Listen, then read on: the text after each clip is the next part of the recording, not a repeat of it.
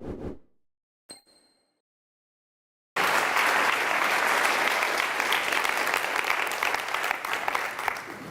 bien, merci beaucoup. C'est en effet un grand plaisir pour moi d'être chez vous à nouveau. J'ai toujours gardé, soit par mes déplacements, soit par les déplacements d'amis, d'étudiants, de collègues, traversant l'eau, allant de l'autre côté, ou dans des congrès, j'ai toujours gardé pas mal de contacts avec le Québec et avec vous-même et vos amis, frères et cousins de Montréal ou d'ailleurs. Et c'est pourquoi, en effet, ça me fait plaisir, non pas de vous exposer mes idées, j'ai publié suffisamment de livres pour qu'on puisse les connaître, mais au fond, je choisis de m'adresser à vous plutôt sur le ton du doute que de l'affirmation, c'est-à-dire que je suis venu ici cet après-midi, ce n'était pas absolument clair dans ma tête il y a 8 jours ou il y a 15 jours, mais ça l'est devenu petit à petit. Je voudrais, avec vous, devant vous, m'interroger sur des problèmes que je vais essayer de définir clairement et précisément, qui sont des problèmes de la plus haute importance, mais qui, naturellement, doivent être formulés. Je veux dire, on ne peut pas ramasser un problème dans la rue comme un caillou et puis dire je vais examiner ça. Eh bien, il faut construire la nature des questions qu'on pose. Et je vais essayer de faire ça brièvement, mais toujours en mettant l'accent sur mes doutes. Je dois d'ailleurs vous dire que si je fais ça aujourd'hui, ici, avec vous, c'est en partie seulement, mais en partie parce que je l'ai fait il y a 3 jours, enfin samedi matin, où nous avions une séance finale d'un séminaire qui durait 2 jours et demi, que je n'organisais pas du tout, qui était un séminaire organisé par les étudiants de mon ami Michel Vievorka, qui avait passé le doctorat avec lui, et qui, je dirais, lui rendait hommage, et parlait de leur travail avec lui, etc. Et gentiment, comme moi j'avais quelquefois commencé à suivre la thèse de certains dans une génération antérieure, on m'avait invité à donner mon opinion. Et je vais vous dire mon point de départ, car j'avais pris pour m'amuser, mais ça voulait dire quelque chose, j'avais donné un titre à mon intervention sur Vievorka, qui était Michel Vievorka, sociologue du mal. Ce titre m'était imposé en réalité, parce que certains d'entre vous le savent peut-être, un des livres les plus classiques de Vievorka, qui s'appelle 9 leçons sûres ou quelque chose comme ça, a été traduit récemment et publié chez Polity à Londres, la boîte de Giddens, et ils lui ont fait la proposition suivante: on va enlever 1 ou 2 chapitres de ce livre et on ne va garder que le reste, et tout le reste, c'est les thèmes les plus favoris de Vievorka, le racisme, l'antisémitisme, la violence, enfin, et ils l'ont dit, c'est pas moi, c'est eux, le directeur de Polity le dit, écoutez, le mieux, ça serait de le publier avec ce titre-là, The Evil. Le livre s'appelle en anglais, il dit Evil. Donc le mal. Et je dirais, alors voilà, je dis ça pour me jeter tout de suite à l'eau et dire ceci. Moi, je suis, que je le veuille ou non, un sociologue du bien. Lui, il est un sociologue du mal. On parle de la même chose et on aime grosso modo les mêmes choses et on déteste grosso modo les mêmes choses, entendons-nous bien.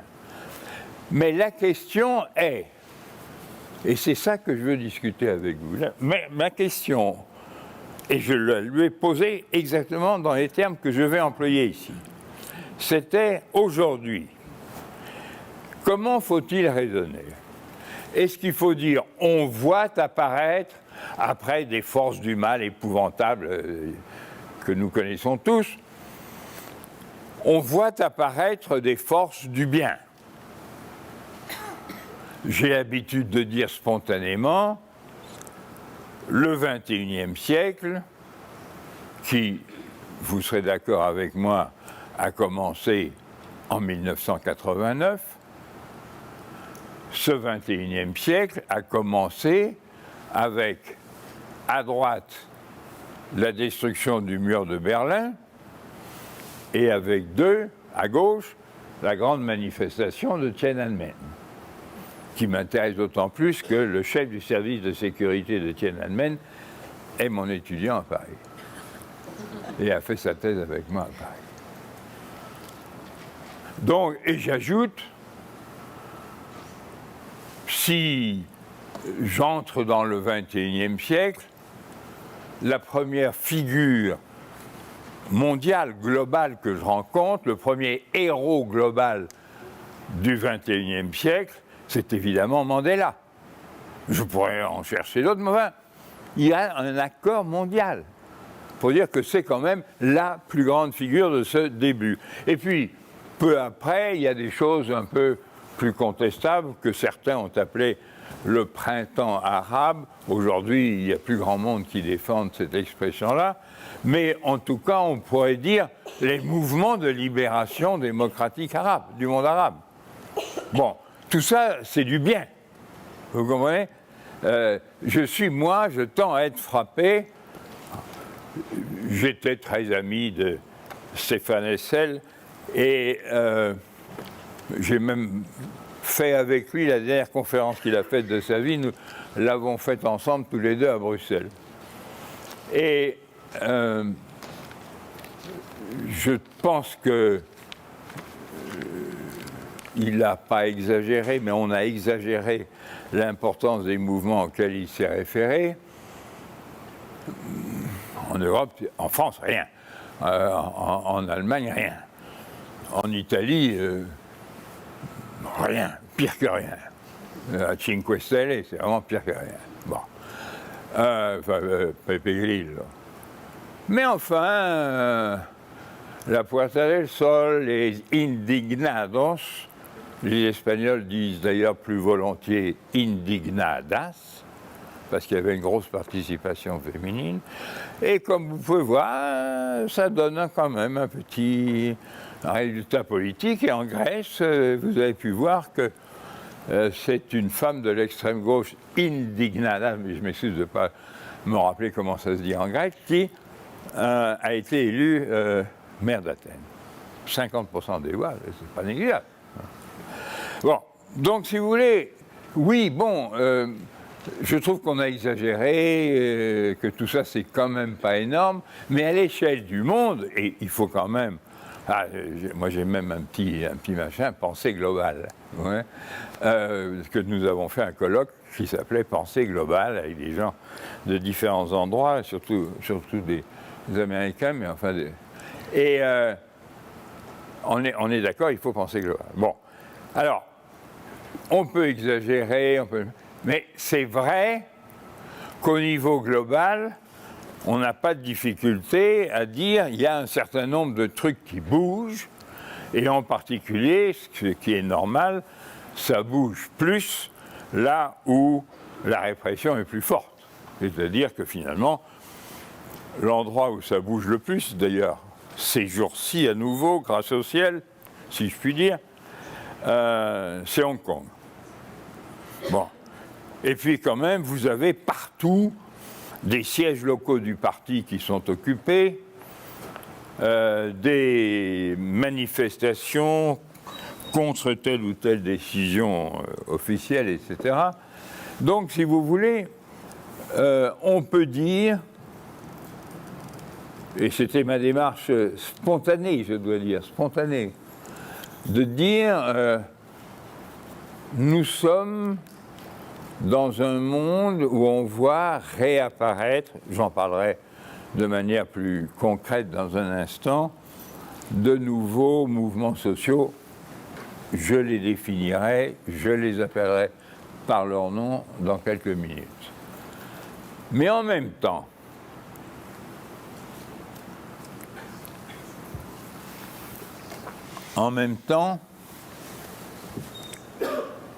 si je regarde le monde, non pas d'aujourd'hui, mais le monde des 50 dernières années ou quelque chose comme ça, ou même du XXe siècle,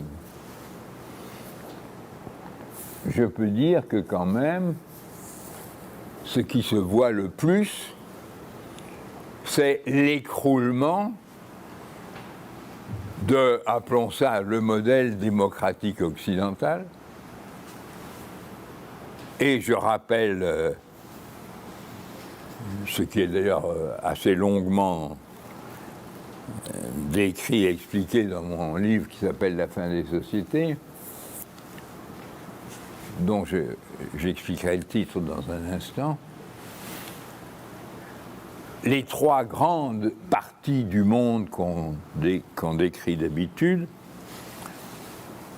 sont tous atteints d'une maladie pas mortelle, mais grave et en tout cas tout à fait antidémocratique. Dans le monde occidental, quelle est la grande réalité? La grande réalité, c'est que le grand agent de notre modernisation a été, depuis, disons grosso modo, le XIVe siècle, a été le capitalisme, pas encore industriel au XIVe, mais qui va le devenir à travers la banque et progressivement, à partir du XVIIIe siècle, vraiment le capitalisme industriel. Or, la grande réalité du monde occidental, c'est que le capitalisme industriel a été tué par le capitalisme financier. La majeure partie des capitaux disponibles à l'heure actuelle ne sont plus utilisés pour des investissements productifs. Ne le sont plus. Et en même temps, dit de manière un peu différente, dans un livre qui est devenu un livre à la mode, mon collègue Thomas Piketty rappelle qu'aujourd'hui, comme à l'époque de Balzac, pour s'enrichir, le travail, l'entreprise, la production, c'est pas très efficace, ça donne pas de très bons résultats. Il y a quelque chose de beaucoup mieux, c'est d'épouser une fille riche. Autrement dit, l'héritage. Pas l'investissement, pas le travail, pas la production, je dirais le profit, la spéculation, les loyers, la rente, tout ce qu'on voudra. Donc c'est pas très brillant. J'essaierai de nuancer tout à l'heure. Mais c'est quand même quelque chose de fondamental pour cette partie du monde, ce tiers du monde qui est nous.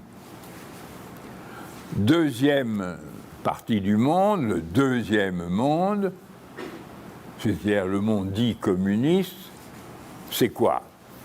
C'est le grand mouvement sous différentes formes, mais le grand mouvement social qui a commandé le 19e et une partie du 20e siècle, le mouvement ouvrier sous toutes ses formes, a été renversé cul par-dessus tête et est devenu le léninisme, c'est-à-dire exactement le contraire. la domination par une élite dirigeante qui s'empare du pouvoir par la force, sans mobilisation populaire. Ce qu'on appelle la révolution d'octobre, c'est pas une révolution, c'est pas en octobre non plus, mais en tout cas, c'est s'emparer du palais d'hiver sans résistance. C'est en effet au printemps et en 1905 que savait Castagnier pour de vrai. Troisièmement, ce qui nous touche du plus près aujourd'hui, du plus près, c'est que la troisième partie du monde, le tiers-monde, qui a été agitée par des mouvements de décolonisation, de libération nationale, peu de démocratisation, mais quelquefois de démocratisation, ce monde-là est aujourd'hui massivement dominé par des tyrannies post-libération nationale, des tyrannies personnelles, ethniques et même quelquefois religieuses. Mais en tout cas, c'est une immense partie du monde qui est couverte de dictateurs, de tyrans, d'assassinats et de terroristes au sens le plus exact du mot.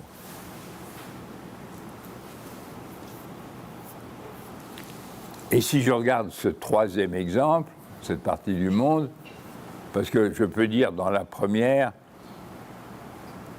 attention, oui, le capitalisme industriel a été détruit, mais on a quand même en partie, pas complètement, mais on a quand même en partie bouché le trou en trouvant quelque chose que vous connaissez aussi bien que moi et qui nous passionne, nous les sociologues, c'est-à-dire la fameuse société de la connaissance. Et aujourd'hui, et en partie dans cette partie du monde, surtout aux États-Unis, mais dans tout le groupe dans lequel vous pouvez pas tellement mettre l'Angleterre, mais vous pourriez mettre certainement l'ensemble du Canada, vous pouvez penser que, aussi en pensant aux Coréens, aussi en pensant un peu à Hong Kong, aussi en pensant quand même au Japon, vous pourriez dire que cette crise mortelle du capitalisme industriel, assassiné par le capitalisme financier en 1929, en 2007-2008, a été remplacée par une source de création de richesse dans laquelle nous jouons un rôle très important. Et Louis Maheu, qui est là, est un grand spécialiste de ces universités d'excellence, ces universités de recherche qui créent de la... Bon, je lisais il y a 2 jours une petite brochure, excellente petite brochure, publiée par l'American Academy sur résultat d'un comité de recherche fait par cette académie, à laquelle, comme vous savez, appartiennent aussi un certain nombre d'étrangers. Il y a sur un ton violent, c'est écrit par des gens qui sont d'anciens ministres, des patrons de très grandes boîtes, des prix Nobel à l'appel, etc. Ces gens-là, qui sont des gens du premier rang, du point de vue du jugement sur la connaissance, ces gens-là vous disent l'industrie américaine nous mène à la chute et à la catastrophe rapide dans les 20 ans qui viennent, disent-ils, parce qu'ils ont cette espèce d'affection irrationnelle pour le présent. Il y a un historien français qui a écrit un livre sur le présentisme, c'est-à-dire qu'il n'y a plus de passé, il n'y a plus d'avenir, il n'y a plus que du présent. Donc on regarde le bout de ses pieds, on se demande à quoi on va connecter son téléphone, si ça peut paraître le téléphone d'à côté, etc. Et pendant ce temps-là, comme rappellent ces gens-là, et comme nous le savons tous, toutes les innovations technologiques importantes Il y a ici d'ailleurs un éminent recteur, ancien recteur, ingénieur, et je pense qu'il dira que ce que je dis n'est pas idiot, à savoir que toutes les grandes innovations technologiques ont été fondées sur de la science fondamentale. Plus ou moins directement. Et ces éminents américains vous disent, et disent à leurs collègues, français, américains ou étrangers, disent, si nous abandonnons la recherche fondamentale, c'est-à-dire une recherche essentiellement que nous appelons universitaire, ou de recherche, disons, oui, fondamentale, qui ne s'occupe pas tellement d'argent, et qui en plus a l'intelligence de voir que les domaines les plus riches en innovation, c'est aujourd'hui biologie-médecine, si vous voulez. C'est ça qui est le plus riche en fécond. Je fais partie d'un groupe de scientifiques qui me disent, c'était celui qui tenait ces propos, c'est l'ancien président de l'Académie des sciences en France, qui disait pratiquement jamais la science n'a été aussi féconde qu'en ce moment en innovation technologique possible. Toutes les semaines, on publie quelque chose qui peut donner naissance à une industrie nouvelle, à une activité nouvelle, à des innovations nouvelles. Bon. Donc, vous voyez, là, je peux dire que dans le domaine de notre monde, à la fois, oui, on a une solution de remplacement au capitalisme industriel, c'est la connaissance. Mais on est loin de faire ce qu'il faut pour. Deuxième monde,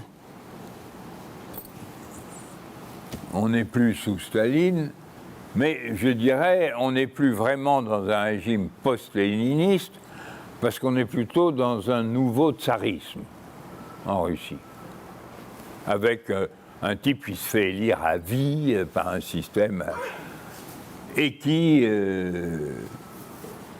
vous êtes plus loin que moi de Kiev, mais d'autant que j'ai des liens avec la Pologne, mais quand même, ce qui s'est passé à Kiev, Maïdan, ce sont des choses importantes. Et vous vous rendez compte que le régime de Poutine ne va pas dans le sens, j'ose pas dire de la démocratie, parce que ce serait presque ridicule de dire les choses comme ça, mais ça va dans le sens d'une active démolition des garanties démocratiques. Et je termine, mais il faut avoir ça dans la tête, la troisième partie du monde. Vous voyez bien dans quel monde nous vivons, appelons ça depuis 9/11, depuis 2001, Twin Towers, etc. Et moi je travaille, et je devrais aller, mais j'y vais pas, ces jours-ci dans le Kurdistan irakien, parce que le nouveau gouvernement du Kurdistan irakien, qu'on appelle quelquefois le Kurdistan du Sud, qui a fait des élections il n'y a pas longtemps, a un programme de gouvernement qui tient en 3 mots. Démocratie, laïcité, féminisme. Je dis féminisme, et c'est d'ailleurs peut-être le plus important des 3 mots, parce que non seulement les violences contre les femmes ont été, surtout à l'époque de Saddam Hussein, et de ce qui a été un quasi-génocide, mais se trouvent des violences extrêmes, mais surtout ce qui est plus important, si je puis dire, parce que vraiment les personnes dans ce monde-là qui ont le plus de conscience de ce qu'il faut ne pas faire, de ce qu'il faut détruire et de la démocratie qu'il faut inventer, c'est essentiellement les femmes, en disant quand même prudemment, surtout jeune et urbaine, mais pas uniquement. Bon. Donc, vous voyez, on est à 4 heures de voiture de Erbil. Erbil est à côté de Mossoul. Et donc, et Daesh est là à la porte. Donc aujourd'hui, si vous regardez ce troisième monde, le Caire, c'est fini, d'autres parties du monde aussi.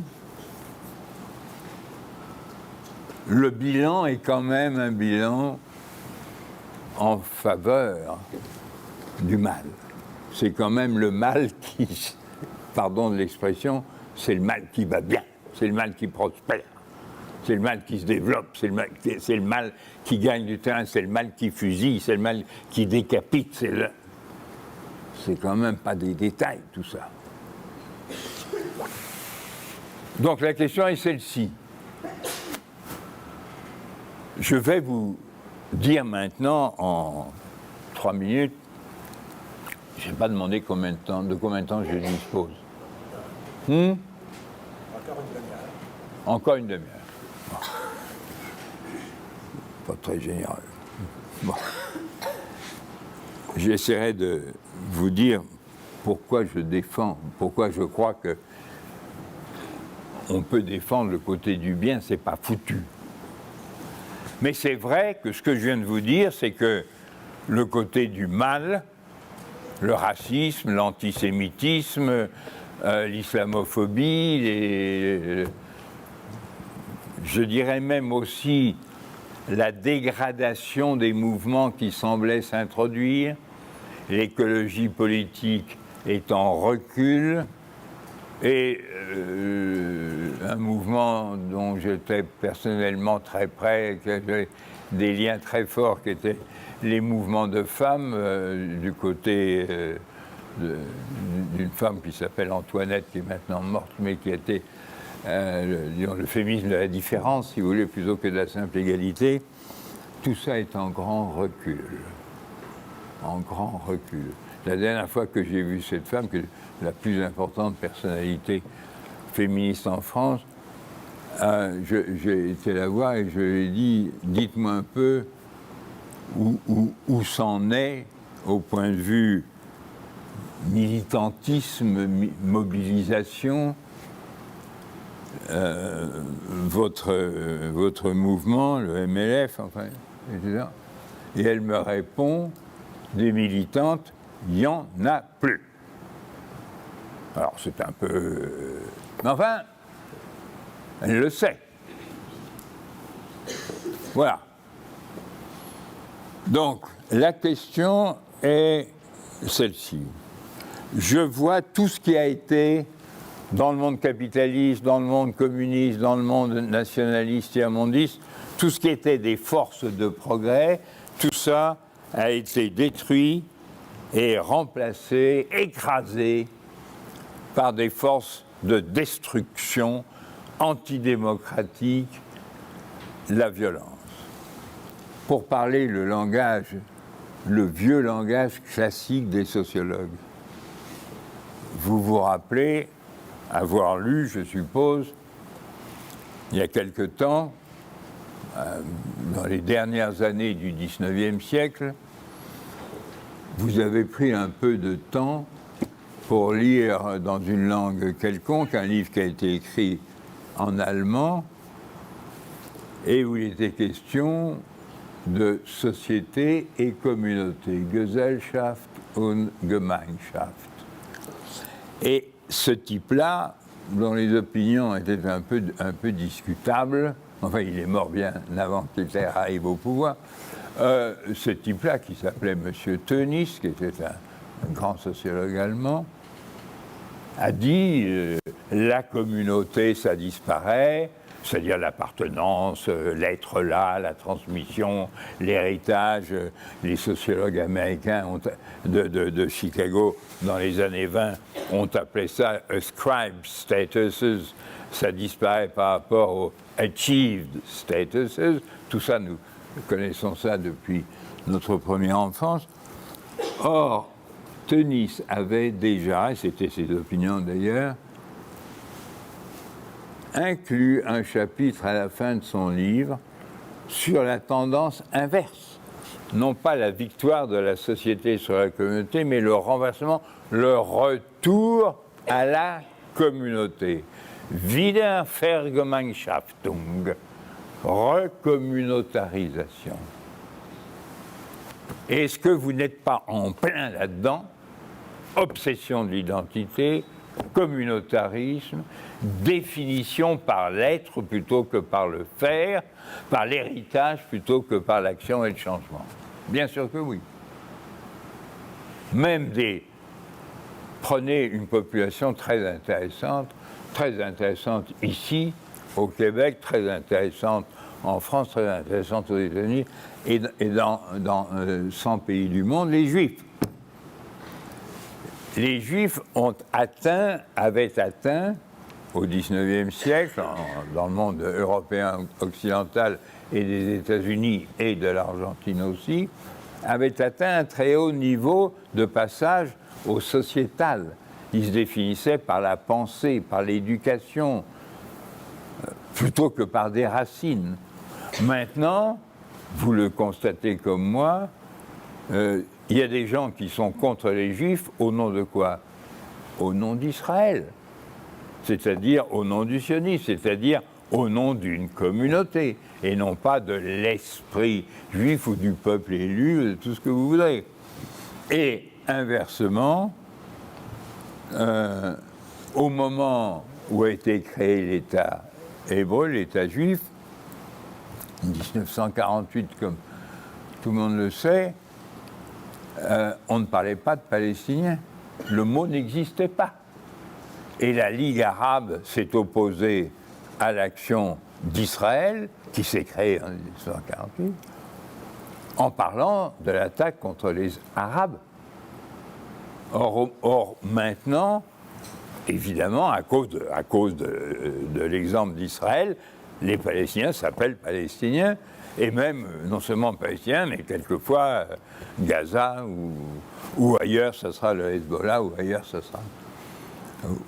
Ou ça sera mes Kurdes, vous comprenez? Bon. Donc, vous avez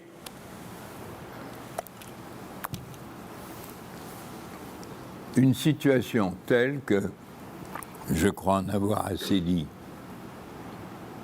est-ce que nous sommes dans une phase où, après des catastrophes que je peux résumer par la méga catastrophe qui a dominé le XXe siècle, qu'on appelle le totalitarisme.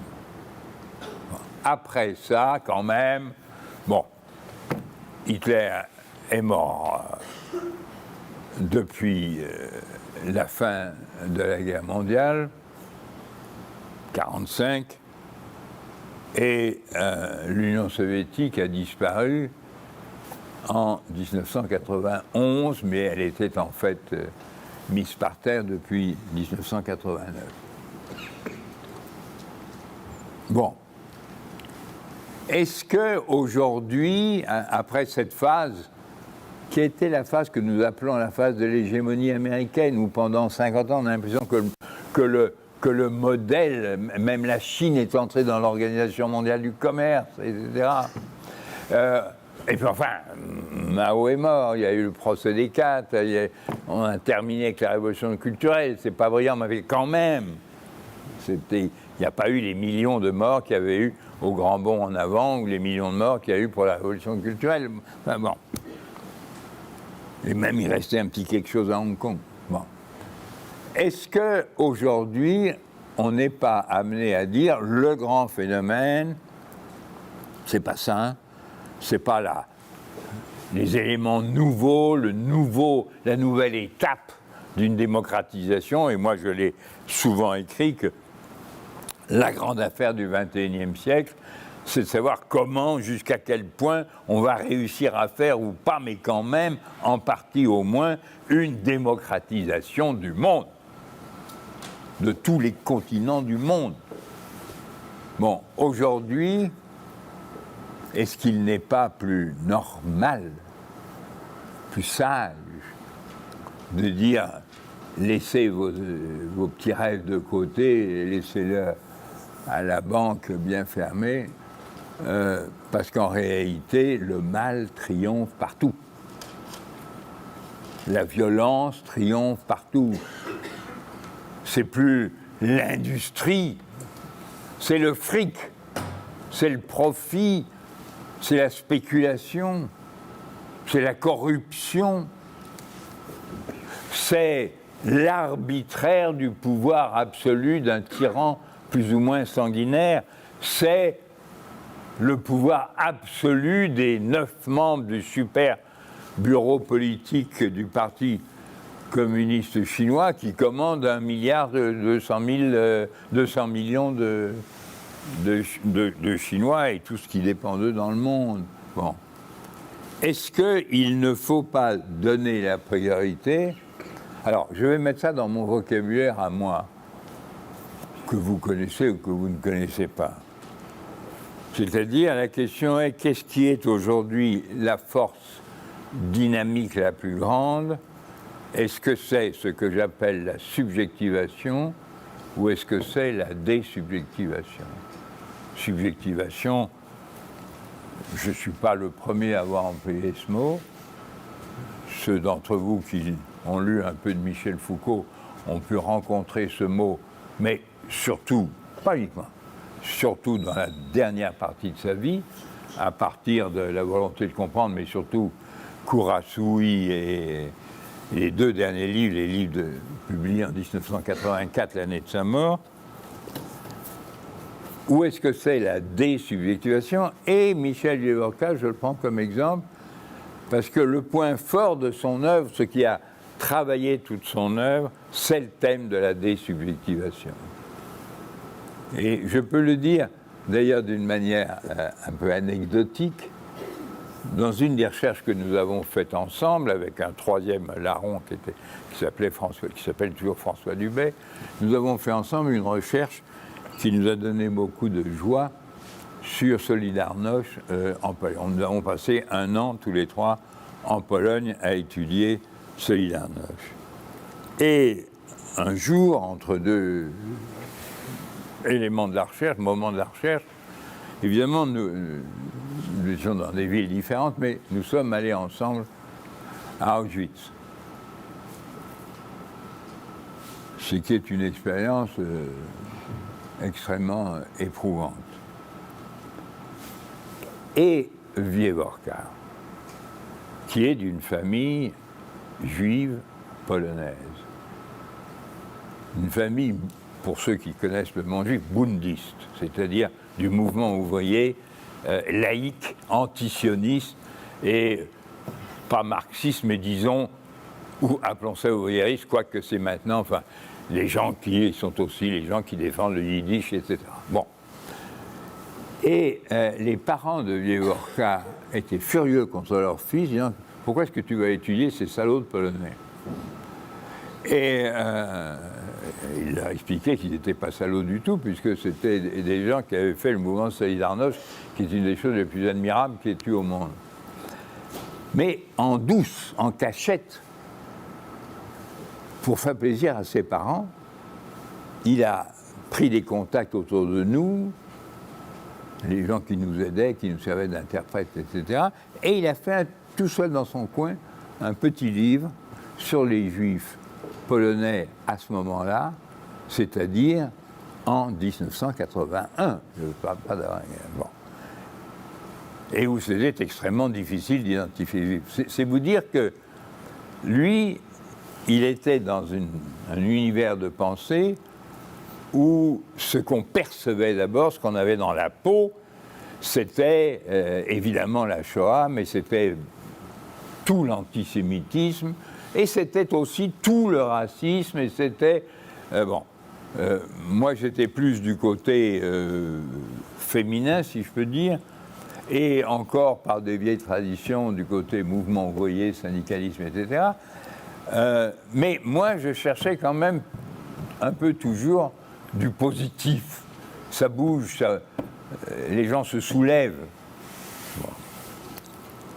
Voilà le vrai problème. Le problème, c'est est-ce que nous avons des raisons de penser que notre tradition, appelons-la occidentale, que je peux résumer en une demi-phrase, qui est de définir, comme je le fais moi-même, la modernité par l'universalisme. Pas par la rapidité, pas par l'instant, comme l'a fait avec beaucoup de talent Baudelaire le premier, mais c'est essentiellement l'universalisme. Baudelaire y était sensible puisqu'il disait c'est l'éternité dans l'instant, disait-il dans ses critiques sur les expositions d'art.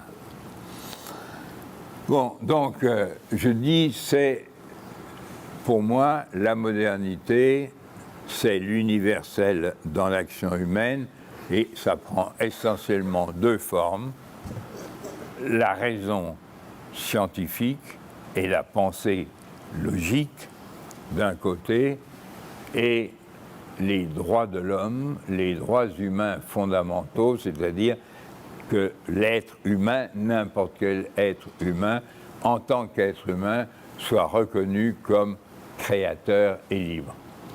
Ou selon, je préfère ne pas employer la formule française, liberté, égalité, fraternité, parce que j'ai des doutes sur fraternité, mais je préfère dire moi, ça me semble, et je pense que c'est le mot que j'ai employé, c'est le mot que dans le monde entier on emploie aujourd'hui, liberté, égalité, dignité.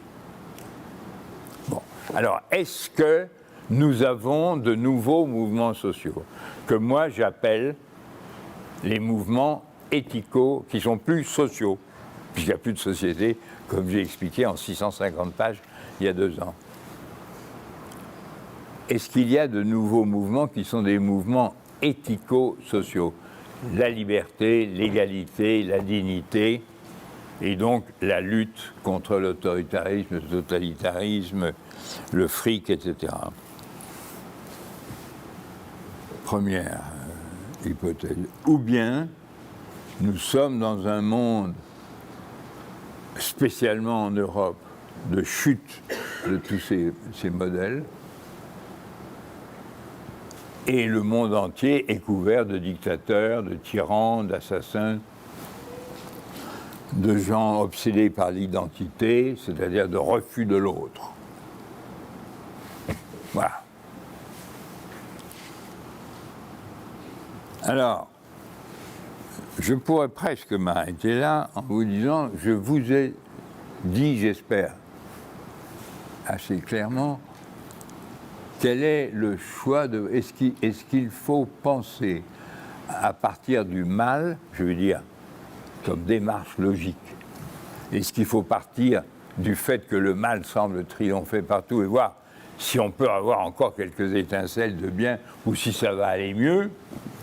Ou bien est-ce qu'il faut dire qu'il faut faire confiance au bien?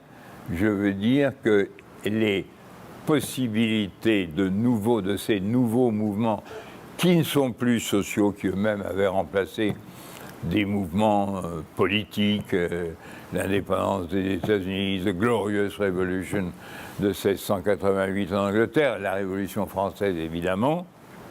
Bon, voilà, j'ai posé la question et je dois vous donner ma réponse. Et vous voyez que j'ai fait tout mon possible. J'ai consacré l'essentiel de mon temps, honnêtement, à dire pourquoi je comprends, il faut comprendre, il faut écouter avec la plus grande attention les gens qui disent la priorité, il faut la donner au mal, parce que c'est ça qui nous domine et c'est ça qu'il faut combattre. La démarche logique, c'est aujourd'hui efficace, c'est de combattre le mal. C'est plus important que d'affirmer le bien. Parce que Parce que le bien à Tunis, sur la place Tahrir, sur la place Tiananmen, sur Maïdan, etc.,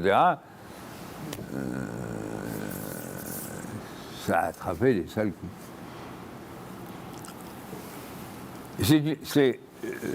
Je me permets de vous dire qu'aujourd'hui, faire de la sociologie, c'est essentiellement donner une réponse à cette question. Et quand je dis que c'est essentiellement ça, je veux dire que je reconnais le droit de tout un chacun de donner une réponse ou l'autre. Je ne dis pas qu'il y a les bons et les méchants, qu'il y a mon camp et l'autre. Non, je ne dis pas ça du tout. La preuve, c'est que Vivorca a été mon élève, mon assistant, mon collègue, mon ami, etc. Et il défend une position que je respecte infiniment.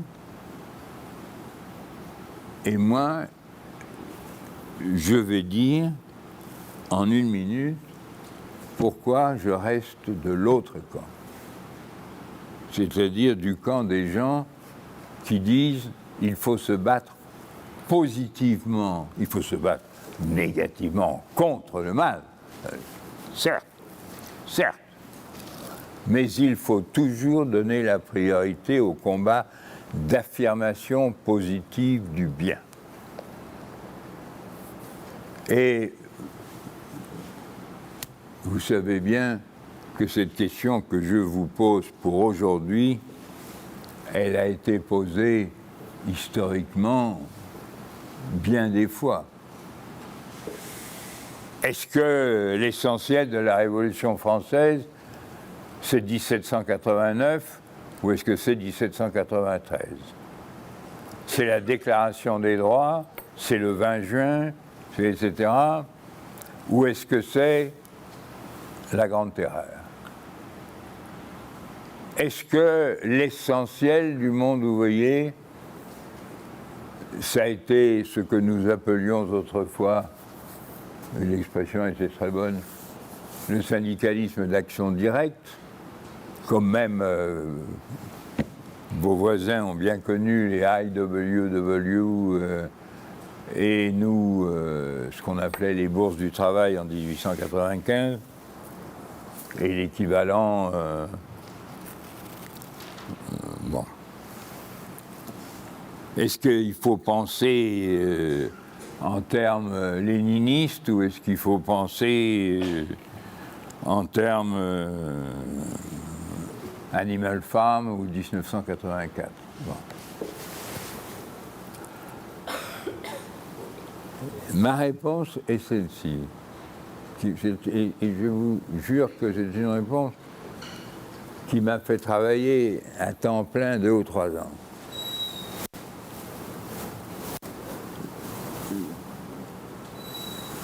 J'ai d'abord pensé qu'il fallait faire comme j'avais fait dans le passé, c'est-à-dire depuis ma première jeunesse, c'est-à-dire chercher des bases dans l'évolution des forces de production technologiques. J'ai commencé par étudier des industries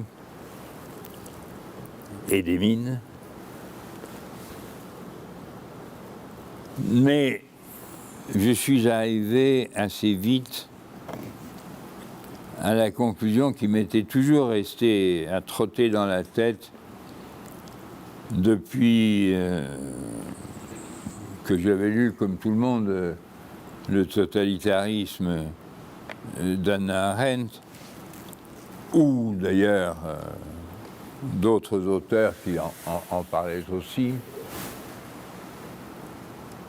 Et je suis arrivé, et ce mot totalitarisme me trottait dans la tête, si bien que dans le livre que je fais en ce moment, je parle tout un chapitre sur ce que j'appelle la tendance de tous les pouvoirs à devenir totaux, c'est-à-dire à s'emparer du subjectif autant que de l'objectif, à construire les choix, à construire les attitudes, à construire les opinions, à construire les conduites. Aïe, aïe, aïe. c'est la forme simple. Bon. Et je pense que, je le dis en une phrase, mais franchement, c'est des années de travail, c'est dire que je comprends très bien qu'on donne une autre réponse que la mienne. Je dis que parce qu'aujourd'hui, nous sommes tous en face de pouvoirs qui, d'une manière ou d'une autre, sont des pouvoirs totaux. Le fric, ça bouffe tout. Les dirigeants communistes soviétiques, ex-soviétiques ou ex-maoïstes, ça bouffe tout. Les tyrans anciens libérateurs, ça bouffe tout. Ça assassine tout, ça détruit tout. Ça désubjectivise.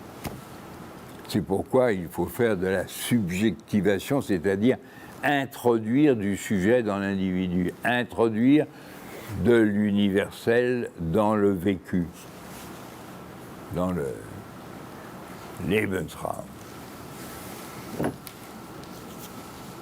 Je dis que c'est parce qu'il y a cette tendance à la totalisation du mal. Ça bouffe tout. Qu'il faut répondre à cette totalité, à ce mal total, par un bien total. Et le bien total, ce n'est plus défendre des droits politiques ou des droits sociaux ou des droits culturels. Bien sûr, il faut défendre des droits politiques, des droits sociaux et des droits culturels, mais ce n'est pas suffisant. Ce n'est plus suffisant, il faut mettre le paquet.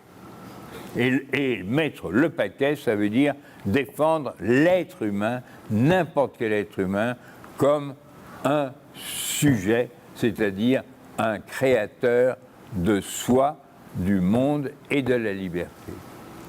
Et si vous y allez par petits paquets, à la social-démocrate ou à la ce que vous voudrez, vous vous ferez bouffer par petits paquets, parce que le mal qui est en face de vous, ce mal, il veut vous bouffer jusqu'au doigt de pied.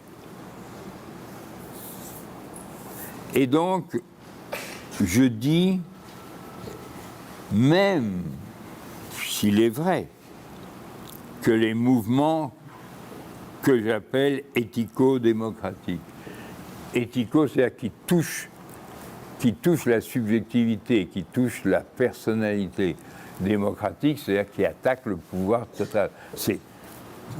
Pour que ça marche aujourd'hui, il faut lier très fort l'individuel et l'universel. Pas le social, ça c'est l'entre-deux, ça c'est fini. Ça a été fondamental pendant 200 ans, 250 ans, maintenant c'est fini. Et donc aujourd'hui, il faut jouer son va-tout à la vie, à la mort, parce que le pouvoir veut la mort, et qu'il faut donc lancer des mouvements, soutenir des mouvements, s'engager soi-même d'une manière aussi totale que possible. Je ne suis pas en train de vouloir résumer le monde à un martyrologue, mais je pense que si on ne fait pas appel à... Je vais prendre un mot qui n'appartient pas à mon vocabulaire, mais qui est un des vraiment bons mots créés par la sociologie et créé par un sociologue important, qui est Tony Giddens, le patron pendant bien des années de la LSI, la London School of Economics, et un mot qui a été repris par un autre grand sociologue, qui lui est un Allemand mais un peu anglicisé, qui s'appelle Ulrich Beck, et maintenant un peu parisianisé aussi. Bon. Et le mot que beaucoup d'entre vous connaissent, puisque les écrits de Giddens sont largement répandus, c'est le mot de réflexivité. C'est-à-dire que nous n'agissons jamais aujourd'hui sur un milieu naturel, pour prendre des expressions qui venaient de George Friedman, pour le transformer en un milieu technique. Nous agissons sur un milieu déjà technicisé, déjà symbolique, déjà chargé de signification, ou pour prendre un mot que j'ai introduit dans mon vocabulaire et que j'essaie de bien défendre, c'est-à-dire de non pas lutter seulement au niveau des techniques et des pratiques, mais autant et plus encore même au niveau des interprétations, du sens que nous donnons à nos situations, à nos pratiques et à nos techniques et à nos formes d'organisation sociale et politique. Donc, il faut, si je peux dire, que les mouvements nouveaux, éthico-démocratiques, soient plus théoriques que les précédents. Le mouvement ouvrier était déjà plus théorique, je lui parlais des rapports de production, que les mouvements politiques qui ont dominé du XVe au XIXe siècle, et que les mouvements religieux qui étaient le vrai Dieu, les païens, etc.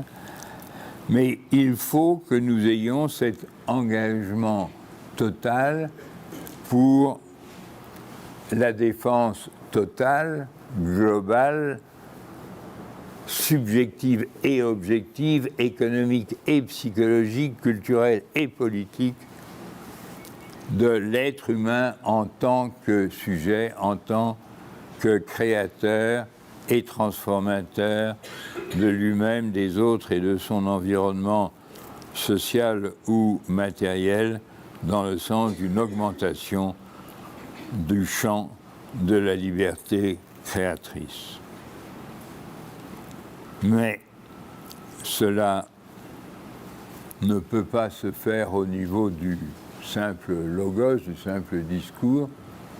Il faut que cela soit accompagné de campagnes actives contre le mal, non pas de laisser faire, espérer que ça va passer, que c'est un mauvais moment, mais garder le sentiment qui a animé les gens de la place Tahrir, les gens de la place Tiananmen, les gens de place Maïdan à Kiev, etc. Mais tout ça au nom, disons, la lutte contre le mal ne peut atteindre une force suffisante que si elle est elle-même animée par une lutte positive, affirmative, libératrice pour le bien, c'est-à-dire pour la liberté de l'homme en tant que de l'homme au sens de l'être humain en tant que sujet humain. Je pense que je suis à peu près dans les temps. Oui. Non, j'ai débordé un peu peut-être. Non, ça va. Ça. Alors je vous rends la parole.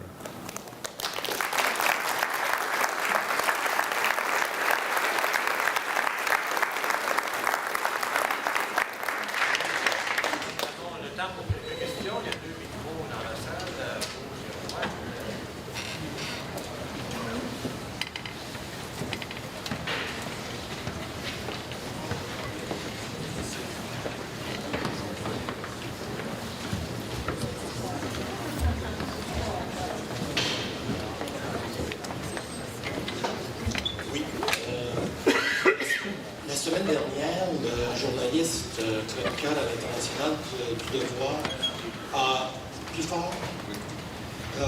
Je disais que la semaine dernière, le journaliste chroniqueur à la chronique internationale du journal Le Devoir a utilisé une expression qui m'a beaucoup frappé. Il a parlé de la nécessité du réenchantement de la démocratie.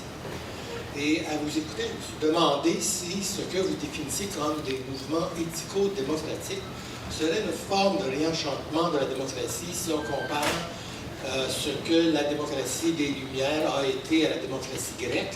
Donc, nous en serions à la veille d'une autre définition de la démocratie. Alors, premièrement, l'expression de réenchantement est une expression qui, évidemment, fait plaisir aux sociologues, quels qu'ils soient, puisque le mot qui fait partie du vocabulaire sociologique, c'est le désenchantement, Entzauberung, de le mot de Max Weber. Et vouloir réenchanter, si c'est pour faire revenir des monstres ou des diables ou des anges, non, gardez votre matériel. Mais si ça veut dire remonter d'une définition institutionnelle à une définition éthico-démocratique, oui. Je m'explique. Il y a eu, je vais aller très vite, mais c'est des sujets évidemment majeurs. Il y a eu, surtout au XVIIe, XVIIIe siècle, enfin de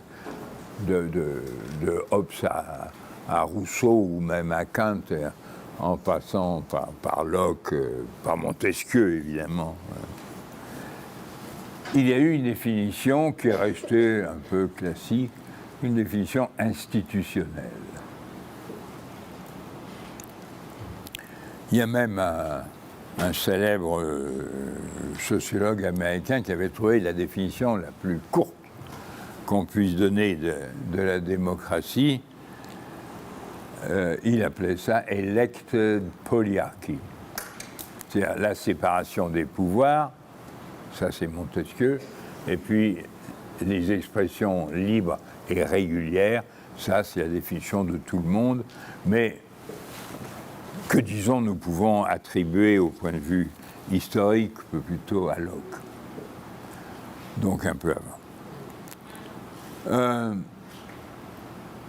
Passer de cette définition qui n'a pas tenu le coup, pour la simple raison qu'Hitler a été élu normalement et légalement, que le Parti communiste s'est emparé du pouvoir en Tchécoslovaquie et en Pologne légalement et normalement, après quoi on a pendu les adversaires. Mais pas pour des raisons institutionnelles, parce qu'ils étaient des totalitaires, ce qui n'est pas du tout la même chose qu'une institution. Aujourd'hui, on a vu et on voit beaucoup des gens qui s'efforcent de donner une définition. Je dirais que c'est la position politique intellectuelle la plus répandue dans le monde occidental, qui est de donner la priorité aux politiques pures sur ce que j'appelle, moi, l'éthico-démocratique. Chacun d'entre vous peut facilement identifier la plus importante figure intellectuelle de cette école, qui est évidemment John Rawls, mais auquel se sont rattachés des gens qui viennent d'ailleurs, comme mon ami Jürgen Habermas ou comme votre concitoyen Charles Taylor.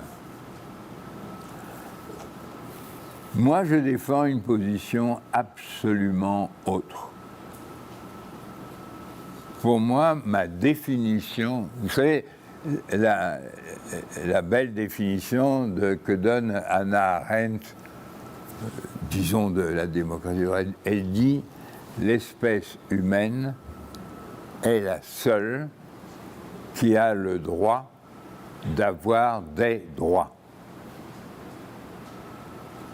Et moi, je dis dans mon vocabulaire à moi, les droits humains doivent être au-dessus de tout, y compris des lois. Les droits sont au-dessus des lois. Il y a un domaine qui est l'éthico-démocratique, qui est au-dessus du monde de l'institutionnel, dont la plus grande vertu, dont la plus grande valeur, qui est infiniment importante et respectable, est la justice. Il y a plus important que la justice, qui est le droit à la liberté, à l'égalité et à la dignité. La justice, c'est le système social qui est juste. Ce qui est le plus important de tout, c'est que les êtres humains puissent être des acteurs de leur propre liberté, de leur propre égalité, de leur propre dignité. C'est la raison pour laquelle la démocratie, pour moi, ne doit pas être définie en termes... Elle ne doit pas être définie d'abord et avant tout en termes institutionnels. Mais en termes, je ne veux pas dire moraux, parce que moraux veut dire sociaux. Moral, social, c'est la même chose. Et moi, j'ai donné beaucoup de peine pour éliminer tout ça. Mais en termes éthiques. Et l'éthique, ça veut dire qu'il y a des droits fondamentaux, c'est-à-dire universels, qui sont au-dessus de toutes les lois, qui ont toujours un aspect social, c'est-à-dire particulier. Voilà l'essentiel de ma réponse. Madame, oui. C'est une question de philosophie un peu plus matérielle, si on veut. On parle beaucoup des inégalités qui n'ont pas fini, qui se creusent beaucoup à l'échelle globale, depuis une trentaine, quarantaine d'années, depuis finalement la chute de la Russie et du bloc communiste. Est-ce que, d'après vous, ça n'aurait pas un lien avec les replis identitaires avec les replis identitaires et les replis religieux qu'on voit à l'heure actuelle? Il n'y aurait pas le déclin des classes moyennes, par exemple, qui ferait que, finalement, il y aurait un repli identitaire et religieux? Alors, là, je vous donne une réponse, disons, plus ferme et d'une certaine manière plus simple. Je me refuse absolument à toute condamnation laïcarde des religions. Les religions, c'est à la fois le pire et le meilleur. Je veux dire, si la religion, comme c'est le cas le plus fréquemment, est identifiée à un être particulier ou à un pouvoir, à une langue, à une ethnie, à une région, à un pays, à une église. Bon. Le renouveau des églises, par exemple du califat, supprimé en 1924 par Mustafa Kemal Atatürk, c'est le pire. Le pouvoir religieux, comme l'Inquisition, comme tout ce que vous voudrez, c'est le pire. C'est la Endzauberung. C'est vraiment là, c'est le pouvoir nu, l'intérêt, la domination, le mal qui commande. Mais, en même temps, vous pouvez constater, comme moi-même, je vais d'ailleurs vous donner, dans mon cas, moi qui suis un petit Français, c'est-à-dire laïque à 200%, je vais vous donner deux exemples auxquels, dans ma vie, j'ai été profondément sensible pour gérer différemment mon jugement sur la religion ou sur le religieux, comme vous voudrez. Le premier, je l'ai cité il y a un moment, c'est Solidarność. Bon. Les gens de Solidarność, je pense par exemple à un type qui n'était pas sympathique du tout, qui était le cardinal de Varsovie, Wyszynski. C'est pas de sa faute, mais il s'appelait Wyszynski, comme l'autre. Ces gens-là n'ont jamais cédé devant le pouvoir stalinien. Le rôle du pape, vous en penserez ce que vous voulez, de Jean-Paul, mais il a pesé très fort pour la libération de la Pologne et de tout le monde dominé par le pouvoir soviétique. Mais les militants de Solidarność dont certains étaient catholiques. Tout ça, c'est des gens que je connais très bien, des amis, etc. Mais disons, Mazowiecki, c'était probablement le plus grand militant religieux catholique polonais. Mais Geremek, il était juif. Et c'était un homme du même niveau, si vous voulez, des grands esprits où je dois voir un des dirigeants dans quelques jours pour faire un débat à Paris avec lui de Solidarność, je veux dire, et qui lui était plutôt un marxiste de formation. Bon. Deuxième exemple, j'ai des liens très forts, très intimes en même temps avec le Chili. Et le cardinal de Santiago, tous ceux qui sont venus après étaient des pauvres types, mais lui, il a été l'ennemi numéro 1 de Pinochet. Et il a refusé de donner la cathédrale de Santiago à Pinochet pour qu'il y célèbre le Te Deum pour fêter sa victoire après son coup d'État. Et j'ai connu des prêtres chiliens, français, anglais, américains, espagnols, qui se sont fait tuer par la police politique pour défendre les gens qui luttaient contre Pinochet. Donc aujourd'hui, les gens qui disent les curés, s'il vous plaît, c'est devenu indécent. En revanche, chaque fois qu'une religion est mauvaise, dans le monde arabo-musulman d'aujourd'hui, qu'est-ce qui se passe? Ces pays ont tenté, certains de ces pays ont tenté des développements économiques. Je pense au cas de l'Égypte à partir de la fin du XIXe siècle. Et puis surtout, ils ont compté sur le mouvement national, le nationalisme, le nasserisme pour prendre l'image la plus connue.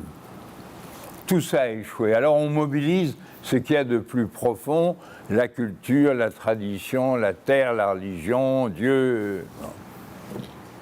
Mais ce n'est pas de religion qu'il est question ici. Et vous savez bien qu'il n'est pas question de l'interdiction du voile dans le Coran. Il n'en est pas question. Il est question de l'interdiction dans le Coran, de l'interdiction du voile pour les femmes de Mahomet. Bon, pour d'autres raisons qui n'ont rien à voir avec la religion. Bien. Autrement dit, dans le langage historique ou sociologique, je ne sais pas, français, un de mes amis qui vit encore, Jean Delumeau, qui a fait beaucoup de livres sur l'histoire culturelle, religieuse, avait établi une distinction excellente. Il opposait le christianisme et la chrétienté. Et quand aujourd'hui on nous dit l'islam, on ne veut pas dire l'équivalent du christianisme, mais l'équivalent de la chrétienté. La chrétienté, c'est la société chrétienne. C'est un pouvoir qui s'exerce au nom de la religion chrétienne. Le christianisme, c'est une croyance religieuse, c'est tout à fait autre chose. Aujourd'hui, dans le monde arabo-musulman, il y a des formes très actives de conviction, de croyance musulmane. Vous pouvez vous en apercevoir très facilement si vous allez, ce qui est encore possible en Turquie. La Turquie, c'est un pays, comme on dit dans ces pays-là, la Turquie, c'est un pays laïque où les mosquées sont pleines. L'Iran, c'est un pays islamiste dont les mosquées sont vides. Parce que les gens sont complètement laïcisés. Bon, alors vous voyez, là, vous avez deux situations. Autrement dit, la religion politique doit être combattue comme nous l'avons combattue, avec succès, et il n'est pas question de revenir en arrière, mais la religion du sacré. Moi qui vis dans un monde et qui veux vivre dans un monde où il n'y a plus de sacré.